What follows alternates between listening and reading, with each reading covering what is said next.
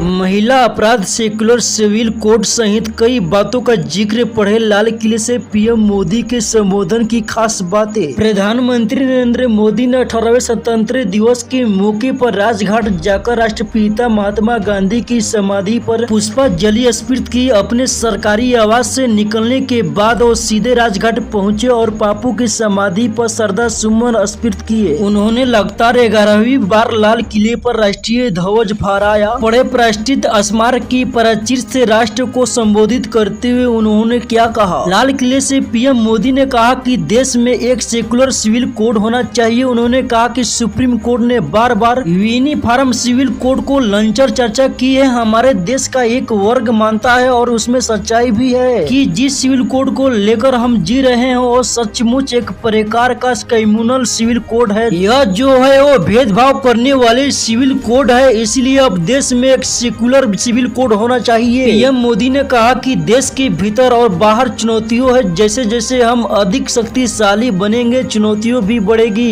उन्होंने कहा कि भारत में हमेशा बांग्लादेश की प्रगति शुभचिंतक रहेगा। बांग्लादेश में जो हो रहा है उसमें चिंता होना लाजिमी है। उम्मीद है कि पड़ोसी देश में जल्द ही ठीक ठाक हो जाए। प्रधानमंत्री नरेंद्र मोदी ने कहा कि लोगों को यह समझने की जरूरत है कि नकारात्मक मानसिकता वाले कुछ लोगों देश में असंतुलन पैदा करने की साजिश रच रहे हैं। उन्होंने कहा कि हम दुनिया को बताना चाहते हैं कि उन्हें प्रगतिशील भारत को लेकर चिंतित होने की जरूरत नहीं है। पीएम मोदी ने कहा कि पुरानी आदतें छोड़ने की जरूरत है। दुनिया में भारत के निवेश करने के लिए अंत सुख है, तो ऐसे समय में निवेशकों के लिए स्पष्ट नीतियां लानी होंगी। उन्होंने कहा कि हम भारत को हरित हाइड्रोजन का वैश्विक केंद्र बनाना चाहते हैं। इसमें हरित रोजगार भी पैदा करने की क्षमता है। पीएम मोदी ने कहा कि भारत का सपना है कि 2036 में होने वाले ओलंपिक खेल देश में आयोजित हो। हम इसके लिए तैयार कर रहे हैं। फिलहाल प्रधानमंत्री की इस बात को लेकर आप लोगों को क्या कहना है, कमेंट बॉक्स में कमेंट करके राय जरूर दे।